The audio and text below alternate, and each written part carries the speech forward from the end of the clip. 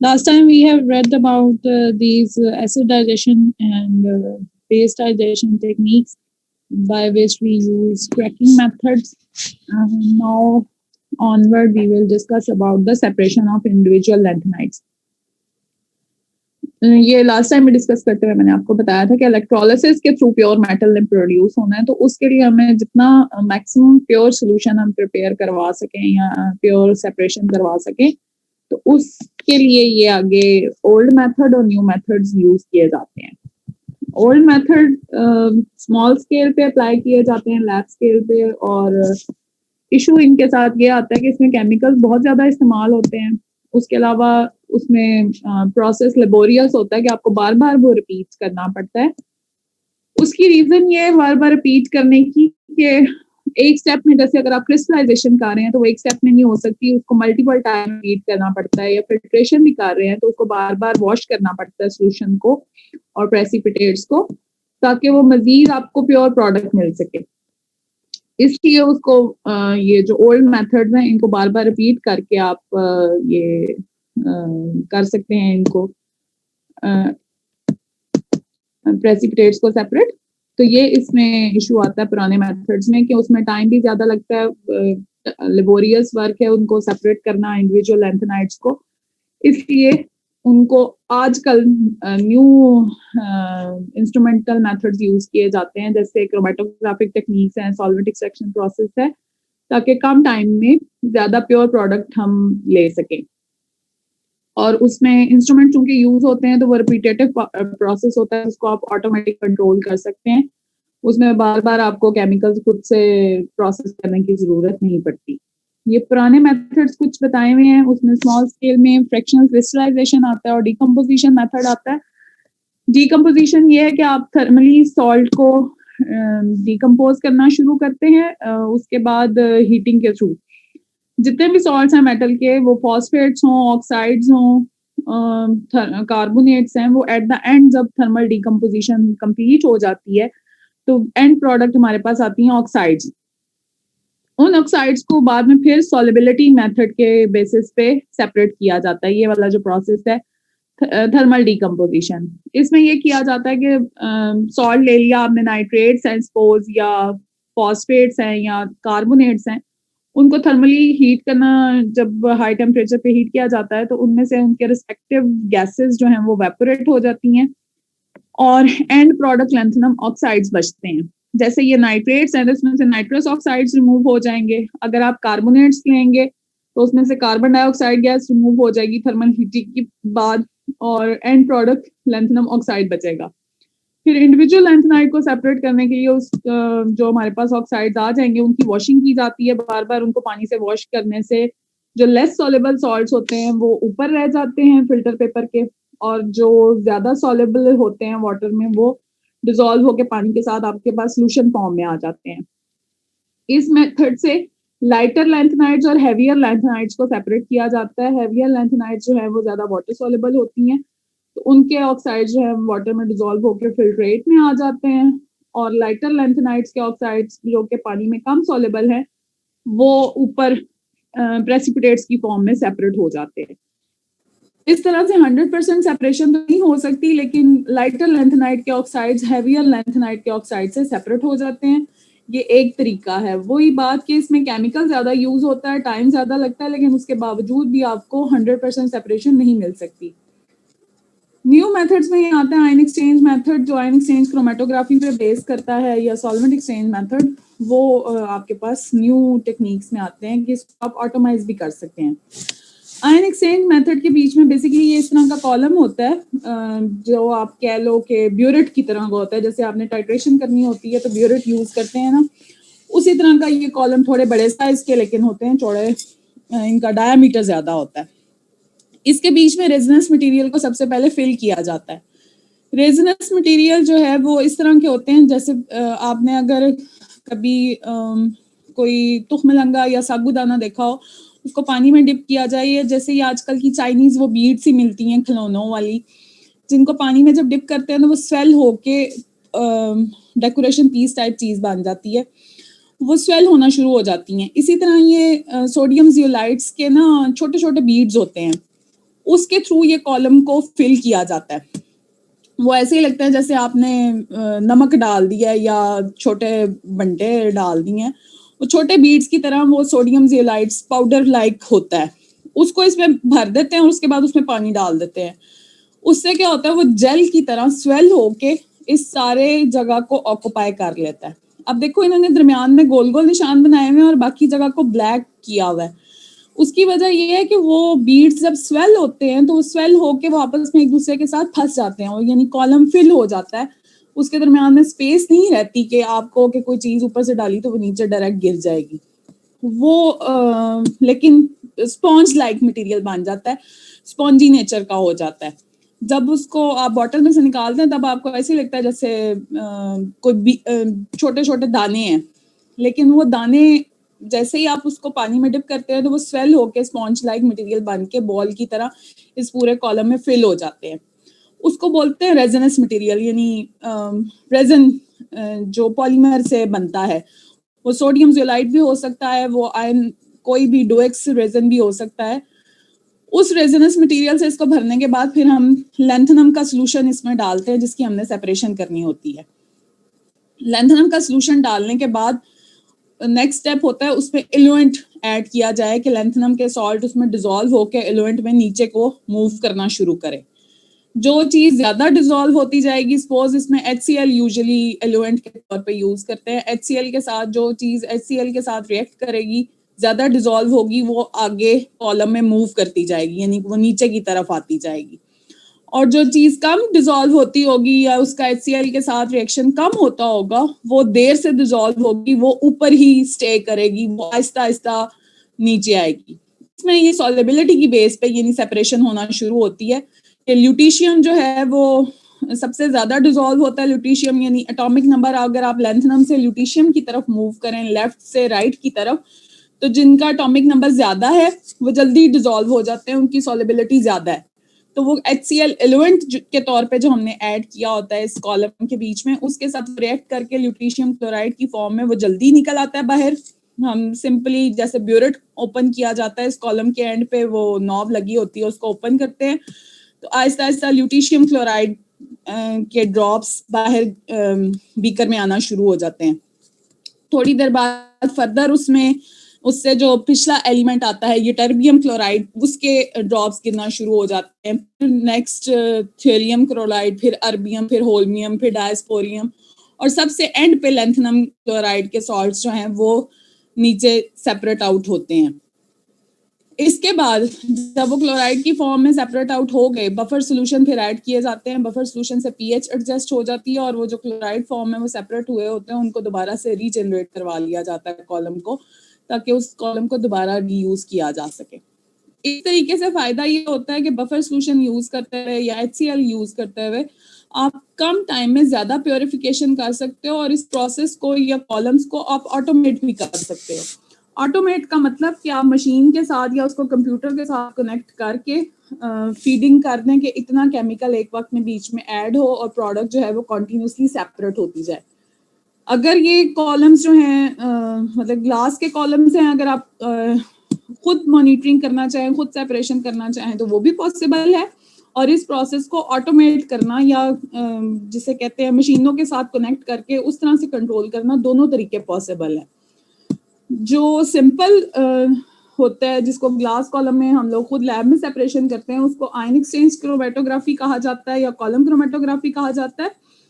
और जब इसी को ही आयन एक्सचेंज क्रोमेटोग्राफी को मशीन्स के साथ ऑटोमेट किया जाए, मशीन्स के साथ कंट्रोल किया जाए, तो फिर उसको IC यानी आयन क्रोमेटोग्राफी सिर्फ बोलते हैं और उसमें उसको इंस्ट्रूमेंट के साथ कनेक्ट किया होता है। इसमें फिर क्या ये इस तरीके से ज्यादा प्योर आपको सोल्यूशन जो है वो सेपरेट होके मिल जाते हैं। नेक्स्ट जो मेथड है उसमें इसी वाले में बता रहे होते हैं कि बफर सोल्यूशंस ऐड करके या कीलेटिंग एजेंट्स ऐड करके हम ल्यूटीशियम के सॉल्ट्स यानी जो इनका एटॉमिक नंबर ज्यादा है वो पहले सेपरेट होंगे और जिनका एटॉमिक नंबर कम है वो एंड पे सेपरेट होंगे।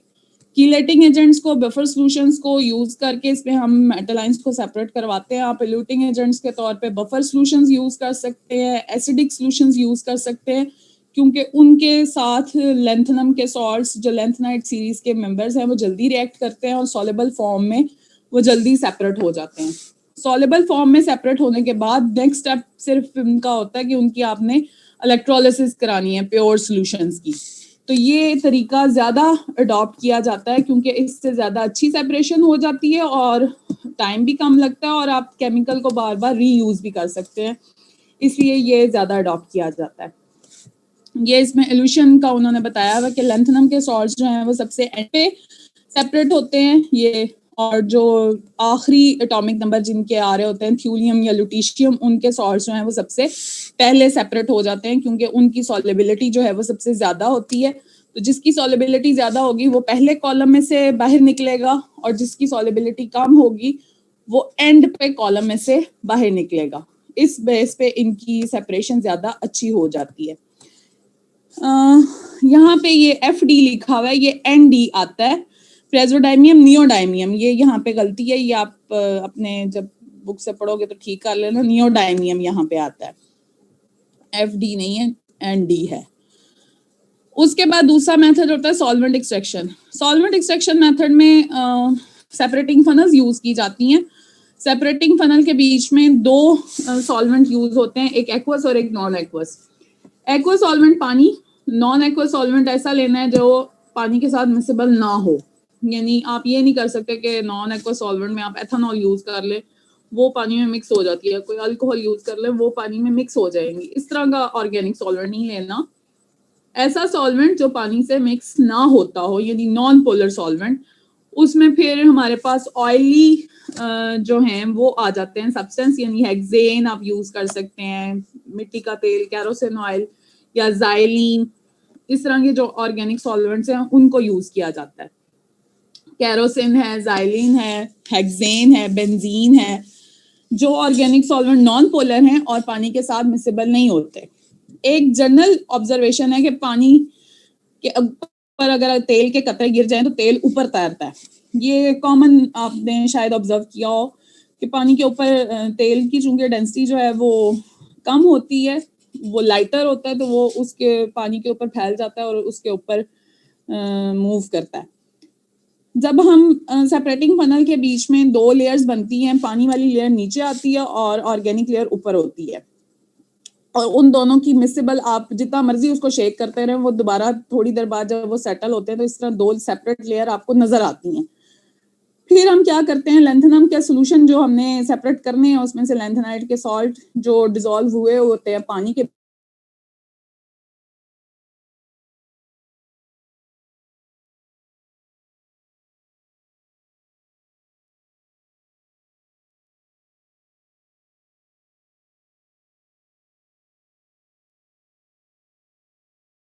ट्राइब्यूटाइल फॉस्फेट जो है ये कीलेटिंग एजेंट है लेंथेनाइट के लिए स्पेसिफिक, लेंथनम के सॉल्ट्स के साथ कीलेट्स बनाता है। कीलेट्स अगर नॉन पोलर हों, यानी उनके ऊपर कोई चार्ज ना हो, केटाइनिक स्पीशी के बगैर हों, वो ऑर्गेनिक सॉल्वेंट में डिसॉल्व होता है, वो पानी में डिसॉल्व नहीं होता। लेयर जो पानी की नीचे है जिसमें लेंथनम का सोल्यूशन है, ऑर्गेनिक लेयर में कीलेटिंग एजेंट ये TBPO का सोल्यूशन है। इन दोनों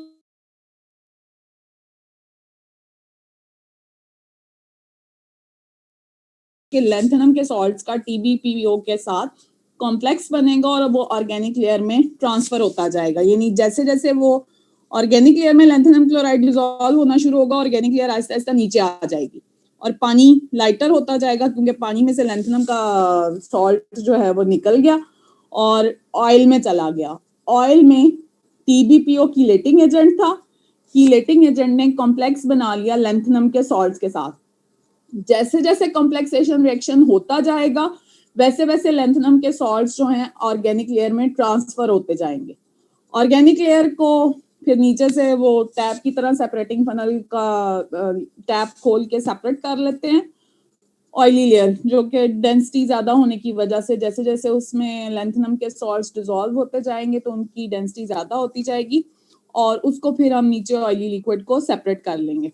जब ऑयली लिक्विड निकल आता है तो उसके बाद फिर उसमें जो था क्या आपने यूज किया ऑयल या ये कैरोसिन हो, मिट्टी का तेल लिया हो, ज़ाइलिन ली हो, उसको सिंपली आप थोड़ा सा थर्मली हीट करते हैं तो वो एवेपोरेट हो जाती है और प्योर जो लैंथनम के सॉल्ट्स हैं वो सेपरेट होके अलग से मिल जाते हैं।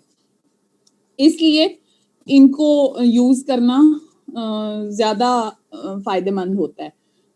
इसमें अब वैरायटी हमारे पास ये आ सकती है कि हम कैरोसिन ऑयल यानी जो ऑर्गेनिक लेयर है उसको बदल सकते हैं। आप हेक्सेन यूज कर सकते हो, कैरोसिन, ज़ाइलिन, डिफरेंट तरह के ऑर्गेनिक सॉल्वेंट्स जो कि पानी से मिक्सेबल ना हो। दूसरी तरफ कॉम्प्लेक्सिंग एजेंट डिफरेंट तरह के हैं जो इस्तेमाल किए जा सकते हैं। TBPO है, ये DEHP है, डिफरेंट वो कीलेटिंग एजेंट्स हैं। कीलेटिंग एजेंट्स का काम सिर्फ ये है कि वो मेटल आयन के साथ जो लेंथनम है, लेंथनम के सॉल्ट्स के साथ स्पेसिफिकली कॉम्प्लेक्स बनाए और उस कॉम्प्लेक्स को ऑर्गेनिक लेयर में शिफ्ट करे, पानी में से निकाल के ऑर्गेनिक लेयर में ले जाए। जैसे जैसे उसका ऑर्गेनिक लेयर में कॉम्प्लेक्स ट्रांसफर होता जाएगा, उस ऑर्गेनिक लेयर को आप सेपरेट करें, सिंपली हीट करें तो ऑर्गेनिक लेयर उसमें से वेपोरेट हो जाती है और सॉल्ट अलग हो जाता है। उसको फिर पानी में डिसॉल्व करके आप उसकी इलेक्ट्रोलिसिस करवा सकते हैं। ये इसमें तरीका है सॉल्वेंट एक्सट्रैक्शन का। तीसरा तरीका है क्रोमेटोग्राफी। क्रोमेटोग्राफी अब जो की जा सकती है उसमें वो पेपर क्रोमेटोग्राफी होती है, गैस क्रोमेटोग्राफी और TLC थिन लेयर क्रोमेटोग्राफी। ये 3 क्रोमेटोग्राफिक टेक्निक्स हैं for separation purpose. Paper chromatography जो है पार्टीशन क्रोमेटोग्राफी की टाइप है, यानी इसके बीच में पेपर में जो मॉइस्चर कंटेंट्स होते हैं वो सॉलिड उसको कह लो स्टेशनरी फेज के तौर पे काम करते हैं, मॉइस्चर इन द पेपर। और दूसरी तरफ मोबाइल फेज जो आपने सॉल्वेंट लिया होता है, सॉल्वेंट अल्कोहल्स का और पानी का मिक्सचर होता है या नाइट्रिक एसिड का मिक्सचर होता है, वो मोबाइल फेज का काम करता है। इसमें उन्होंने बताया हुआ सीरिया एंड टेस्टा first time use this technique for lanthanide separation on the basis of difference in RL values. Simply क्या होता है, पेपर के ऊपर स्पॉट लगाते हैं, लेंथनम के जो मिक्सर आपके पास सेपरेट हुआ होता है, पेपर पे स्पॉट लगाने के बाद उसको मोबाइल फेज होती है HCl और अल्कोहल यानी एथेनॉल या प्रोपानॉल का मिक्सचर होता है और साथ बीच में पानी ऐड किया जाता है मुख्तलिफ रेशोज में। उस फेज के थ्रू, मोबाइल फेज के थ्रू आप लेंथनाइट्स को सेपरेट कर सकते हो। डिफरेंट स्पॉट्स अलग होते हैं, उन डिफरेंट स्पॉट्स को स्क्रैच आउट करके फिर पेपर उसमें से जला के निकाल दिया जाता है और जो बाकी बचता है, जो सेपरेट हुए होते हैं स्पॉट्स, उनको फिर अलग से पानी में डिसॉल्व करके आप आगे उनकी इलेक्ट्रोलिसिस करा सकते हैं। नेक्स्ट है gas chromatography. Gas chromatography gaseous components को सेपरेट करने के लिए इस्तेमाल होती है, लेकिन लेंथनम के जो आपने सॉल्ट्स ऊपर सेपरेट किए हैं क्रैकिंग मेथड में, वो सोल्यूशन फॉर्म में थे। सोल्यूशन फॉर्म में से वो गैस फॉर्मेट में जाएं तो आप उसको मोबाइल फेज गैस को यूज करके सेपरेट करा सकते हो। उसका तरीका क्या होता है कि एक कॉलम, ग्लास का ही कॉलम होता है, उसके बीच में बीड्स फिल हुई होती हैं जो स्टेशनरी फेज का काम करती हैं। उन बीड्स के ऊपर ऑयली लिक्विड होता है जो स्टेशनरी फेज का काम करता है, वो लगाया होता है और उस कॉलम के बीच में से, ग्लास के या स्टील के कॉलम के बीच में से नॉन पोलर गैसेस जो हैं वो गुजारी जाती हैं। वो हीलियम हो सकती है, ऑर्गन हो सकती है। वो हीलियम या ऑर्गन या नियॉन यानी जो नोबल गैसेस हैं जो कि रिएक्ट ना करें किसी भी स्पीशी के साथ, तो वो नोबल गैसेस को उसमें से कैरियर गैस के तौर पे गुजारा जाता है और आखिर पे डिटेक्टर के तौर पे थर्मल डिटेक्टर्स लगे होते हैं, यानी जिसको हीट किया जाए तो कोई स्पीशी बनती है, उसको डिटेक्ट करने का तरीका होता है क्योंकि हर चीज का डिकम्पोजिशन टेम्परेचर डिफरेंट है। तो वो थर्मल डिटेक्टर एंड पे उस कॉलम के लगा होता है गैस क्रोमेटोग्राफी में। मेन प्रिंसिपल ये है कि गैस उसमें कैरियर या मोबाइल फेज का काम करती है। जो चीजें या जो स्पीशीज गैस में कन्वर्ट कराई जा सकती हैं उनको हम गैस क्रोमेटोग्राफिक टेक्निक के थ्रू सेपरेट कर सकते हैं। लेंथनम के सॉल्ट्स को गैस में कन्वर्ट कराने के लिए पहले उसका कॉम्प्लेक्स बनाते हैं इस कंपाउंड के साथ, जिसका एब्रीवेशन लिखा हुआ है THD यानी टेट्रा इथाइल 3,5 हेप्टेन डायोन। ये कीलेटिंग एजेंट यूज करके लेंथनम आयंस का बनाया जाता है कॉम्प्लेक्स। वो गैशियस स्टेट में एग्जिस्ट करता है और हाई टेम्परेचर को टॉलरेट कर सकता है। उसको फिर एवेपोरेट करके नोबल गैसेस के साथ मिक्स करके वो क्रोमेटोग्राफिक जो कॉलम होता है ग्लास का उसमें से गुजारा जाता है, जिसका ये फिर वही एटॉमिक नंबर की बेस पे जो लाइटर लेंथनाइड्स हैं वो देर से कॉम्प्लेक्सेशन रिएक्शन शो करती हैं, वो बाद में निकलेंगी कॉलम में से, और जो हैवियर लेंथनाइड्स हैं वो जल्दी कॉम्प्लेक्सेशन रिएक्शन शो करती हैं, वो जल्दी कॉलम में से बाहर निकलना शुरू होंगी और डिटेक्टर पे रीडिंग आना शुरू हो जाएगी। जो हैवियर लेंथनाइड्स हैं यानी आखिरी जिनका एटॉमिक नंबर ल्यूटेशियम है वो सबसे पहले बाहर निकलती है, और लेंथनम जो है वो सबसे एंड पे बाहर निकलती है कॉलम में से। तो इस बेस पे फिर उसको सेपरेट किया जा सकता है। इसमें कॉम्प्लेक्सिंग एजेंट THD यूज होता है और कैरियर गैस के तौर पे हीलियम, नियॉन या आर्गन यूज की जाती हैं, और थर्मल डिटेक्टर लगे होते हैं एंड पे जो कि डिटेक्ट करते हैं या सेपरेट करते हैं लेंथनम के इंडिविजुअल सॉल्ट्स को। फिर TLC भी पेपर क्रोमेटोग्राफी की तरह होती है, लेकिन इसमें पेपर की जगह थिन लेयर यूज की जाती है। शीशे की प्लेट्स होती हैं या एल्यूमिनियम की प्लेट्स होती हैं, उन प्लेट्स के ऊपर सिलिका या एल्यूमिनिया लगाया जाता है, यानी पाउडर आप ऐसे समझ लो जैसे चूना हो, उसको आप लोगों ने पेस्ट बना के किसी ग्लास शीट पे लगा दिया हो। इस तरह से डैनियल साइंटिस्ट था, उसने सिलिका यूज करके, सिलिका चूंकि ये सिमेरियम, यूरोपियम, गैडोलिनियम से रिएक्ट नहीं करता, लेंथनाइड सीरीज की मेटल से रिएक्ट नहीं करता, तो सिलिका या एल्यूमिनिया या आप कह लो कैल्शियम ऑक्साइड, ये 3 मेटल्स के ऑक्साइड्स होते हैं जो कि इस्तेमाल किए जाते हैं स्टेशनरी फेज के ऊपर। यूजुअली सिलिका ऑक्साइड जेल होता है, सिलिका जेल की पेस्ट बना के ग्लास के ऊपर लगाई जाती है, वो स्टेशनरी फेज का काम करती है। उसको भी उसी तरह ही अल्कोहल और HCl का मिक्सचर होता है, उसमें डिप किया जाता है स्टेशनरी फेज को मोबाइल फेज के बीच में। मोबाइल फेज फिर जो इसमें मेटल आयन का आप स्पॉट लगाते हो वो आहिस्ता आहिस्ता ऊपर मूव करना शुरू करता है और वो सेपरेट हो जाता है। पेपर क्रोमेटोग्राफी की निस्बत TLC का फायदा ये है कि आप इसमें जब वो सेपरेशन हो जाती है तो डॉट्स को जो सेपरेट हुए होते हैं उनको अलग करना इजी है। पेपर क्रोमेटोग्राफी में पेपर को जला के या स्क्रैच करके सेपरेट किया जाता है, लेकिन TLC में आप सिंपली स्क्रैच करते हैं और उसको पानी में डिसॉल्व कर लेते हैं। इसकी प्रोसेसिंग करना सेपरेशन के बाद आसान है, इसलिए इसको ज़्यादा प्रेफर किया जाता है। दूसरा, ये रेडियो एक्टिव एलिमेंट्स जो होते हैं उनकी डिटेक्शन में और उनकी सेपरेशन में ज़्यादा इस्तेमाल होता है। जो रेयर अर्थ एलिमेंट प्रोमिथियम है, प्रोमिथियम में से रेज निकलती हैं, बीटा रेज और गामा रेज, इसलिए प्रोमिथियम की जब सेपरेशन करनी होती है तो वो TLC टेक्निक के थ्रू की जाती है। बाकी भी जो लेंथनाइड सीरीज की मेटल्स हैं उनको इस तरीके से सेपरेट किया जाता है। ये है थोड़ा सा ब्रीफ ओवरव्यू न्यू और ओल्ड मेथड्स का कि किस तरह से इंडिविजुअल लेंथनाइड के सॉल्ट्स की सेपरेशन की जाती है। वो करने के बाद अगला स्टेप सिंपली इलेक्ट्रोलिसिस। अब इलेक्ट्रोलिसिस 3 तरीके से हो सकती है। उसमें प्रिपरेशन ऑफ मेटल में एक तो ये है कि आपने सिंपली जो मरकरी के साथ उसका अमलगम बनाना है, मरकरी के साथ अमलगम बना के सॉलिड फॉर्म में, यानी जो इलेक्ट्रोलिसिस है वो या सोल्यूशन फॉर्म में की जा सकती है या सॉलिड फॉर्म में की जा सकती है। तो सॉलिड फॉर्म में मेटल लाइन का सोल्यूशन जो है वो मरकरी के साथ सॉलिड सॉल्ट का बनाया जाता है। लेंथनम और मरकरी अमलगम और उसकी इलेक्ट्रोलिसिस कराते हैं। जैसे ये मेटल क्लोराइड आपने सपोज लिया, लेंथनम क्लोराइड था, उसको मिक्स कर लेते हैं कैल्शियम के साथ या सोडियम के साथ। उसको मिक्स करने का वजह ये होती है ताकि उसका टेम्परेचर थोड़ा कम हो जाए। टेम्परेचर कम होने के बाद लेंथनम जो है वो इलेक्ट्रोड पे डिपॉजिट होना शुरू हो जाता है मरकरी के इलेक्ट्रोड पे, लेकिन जब वो मरकरी के इलेक्ट्रोड पे डिपॉजिट होता है तो वो उससे सेपरेट नहीं हो सकता। इसलिए ये सॉलिड फॉर्म में जो फ्यूजन रिएक्शन करवा के आप इलेक्ट्रोलिसिस करवाते हैं मरकरी को एज अ इलेक्ट्रोड यूज करके, इससे हमें प्रोडक्ट जो मिलती है वो लेंथनम मरकरी अमलगम मिलती है, यानी लेंथनम और मरकरी का एलॉय। लेंथनम और मरकरी के एलॉय को फिर अमलगम बोलते हैं। अमलगम लफ्ज जो है ये एलॉय है अगर आपके पास एक मेटल मरकरी हो और दूसरी मेटल कोई और भी हो जिसका मरकरी के साथ एलॉय बनाया गया हो तो उसको अमलगम बोलते हैं। तो जब सॉलिड सॉल्ट की फ्यूजन रिएक्शन के थ्रू यानी सॉलिड फॉर्म में हीट किया जाता है और फिर इलेक्ट्रोलिसिस करवाई जाती है तो फिर इससे लेंथनम मरकरी अमलगम प्रोड्यूस होता है। ये एक तरीका है। दूसरा है ये तीनों तरीकों की डिटेल है। एक है कि आप सिंपली जो है वो मरकरी का इलेक्ट्रोड यूज करें और लैंथेनम का सॉल्ट जो है उसको फ्यूज करवा लें और उसको जब आपके पास प्रोडक्ट आएगी वो लैंथेनम मरकरी अमलगम बन जाएगा।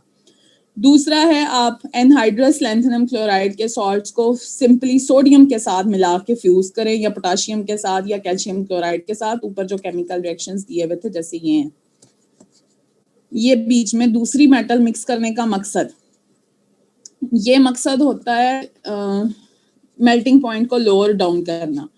जो लैंथेनम के सॉल्ट्स है ना, ये वैसे इनका मेल्टिंग पॉइंट जो है वो 1000 से ज्यादा है, लेकिन एक आपने फिजिकल केमिस्ट्री में तरीका पढ़ा होता है, lower down the melting point by adding impurity. तो ये इम्प्योरिटी बीच में ये कैल्शियम, लिथियम या सोडियम की ऐड की जाती है ताकि उसका मेल्टिंग टेम्परेचर जो है वो 700-800 डिग्री सेंटीग्रेड तक आ जाए और वो जल्दी वो चीज मेल्ट हो जाए।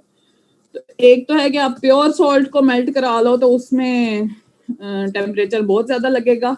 दूसरा है कि उसमें सोडियम, पोटाशियम या कैल्शियम मिक्स करके उसको फिर फ्यूज करवाओ और फिर उसकी इलेक्ट्रोलिसिस करवाओ, तो वो सॉलिड फॉर्म में फ्यूजन रिएक्शन से अगर आपने मरकरी एज इम्प्योरिटी यूज किया तो प्रोडक्ट में मरकरी आएगी, वो अमलगम बन के ही निकलेगा। अगर आपने सोडियम पोटाशियम यूज किए तो प्रोडक्ट में सोडियम पोटाशियम की इम्प्योरिटी आएगी इलेक्ट्रोलिसिस होने के बाद। पर उस इम्प्योरिटी का नुकसान नहीं है, फायदा ही है, क्योंकि वो भी रिड्यूसिंग सब्सटेंस के तौर पे काम करती हैं और इसको एज अ कैटलिस्ट फिर आगे इस्तेमाल करते हैं। यहाँ से जो प्रोडक्ट मिलती हैं हमें मेटल के लैंथेनम की जो सेपरेट होने के बाद मिलती हैं। क्योंकि अगर आपने पहला स्टेप देखा है तो उसमें मरकरी एज इम्प्योरिटी है और दूसरे स्टेप में सोडियम, पोटाशियम या कैल्शियम इम्प्योरिटी आ रहे हैं। होना दोनों स्टेप में इलेक्ट्रोलिसिस के बाद प्रोडक्ट आपके पास लैंथेनम के सॉल्ट आएगी, लैंथेनम मेटल, लेकिन इन दोनों जगहों पे फिर वो एज अ कैटलिस्ट इस्तेमाल हो सकेगी रिड्यूसिंग सब्सटेंस के तौर पे। उसको आप और किसी पर्पस के लिए फिर इस्तेमाल नहीं कर सकते।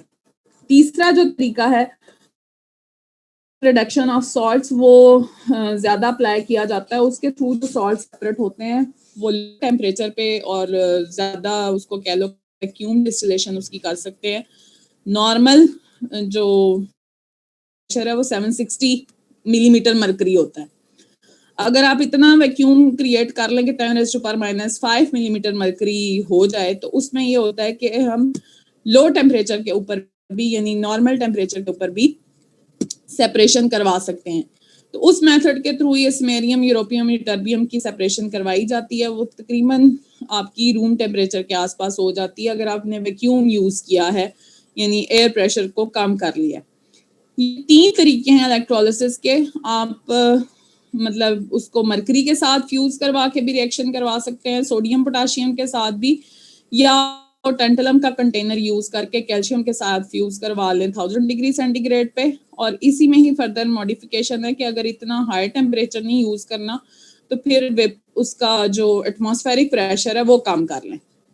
अगर आप एटमॉस्फेरिक प्रेशर 10⁻⁻5 मिलीमीटर मरकरी तक कर लेंगे तो यही रिएक्शन जो पहले 1000 डिग्री पे हो रहा है वो रूम टेम्परेचर कंडीशन या इवन उससे भी लो टेम्परेचर पे हो जाएगा और इसके थ्रू आप इन मेटल आयन को बेहतर तरीके से सेपरेट कर सकेंगे।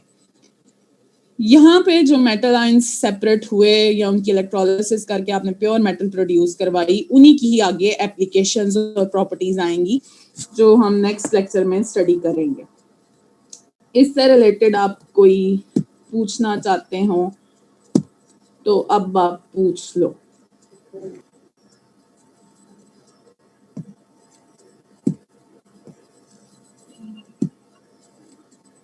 सेपरेशन करवाते हैं पहले ओल्ड मेथड और न्यू मेथड्स के थ्रू। ओल्ड मेथड जो है उनमें डिस्टिलेशन का मेथड आ जाता है, क्रिस्टलाइजेशन का है, प्रेसिपिटेशन और थर्मल डीकम्पोजिशन है। और न्यू मेथड्स में आयन एक्सचेंज क्रोमेटोग्राफी है, कॉलम क्रोमेटोग्राफी जिसको कहते हैं। आयन एक्सचेंज क्रोमेटोग्राफी के बाद सॉल्वेंट एक्सट्रैक्शन मेथड है।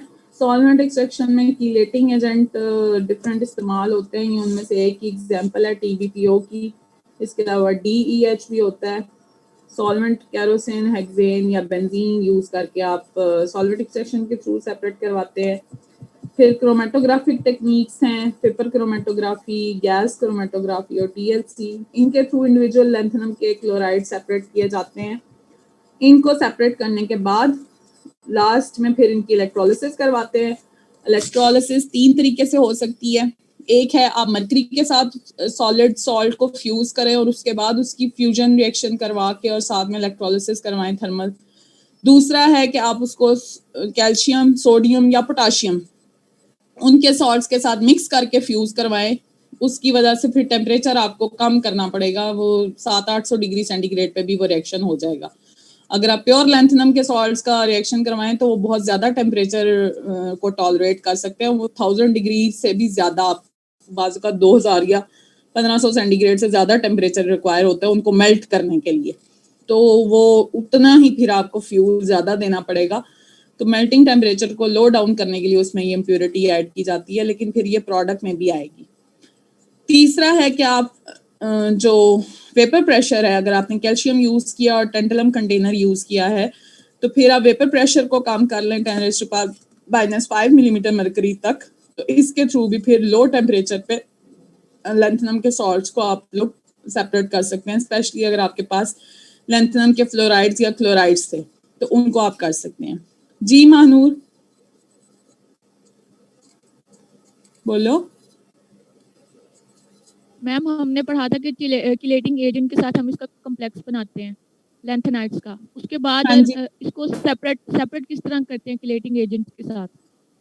किलेटिंग एजेंट से सेपरेट करने का सिंपली आप उसमें थोड़ा सा एसिडिक सोल्यूशन ऐड करते हैं, नाइट्रिक एसिड का या HCl का। तो वो लैंथनम का, अगर आपने नाइट्रिक एसिड यूज किया होगा तो लैंथनम नाइट्रेट बन जाएगा और ऑर्गेनिक रिएजेंट उसमें से डिसोसिएट होकर रिमूव हो जाएगा। HCl मैम अगर इसी यूज किया तरह होगा तो लैंथनम क्लोराइड जी बन मैम, जाएगा।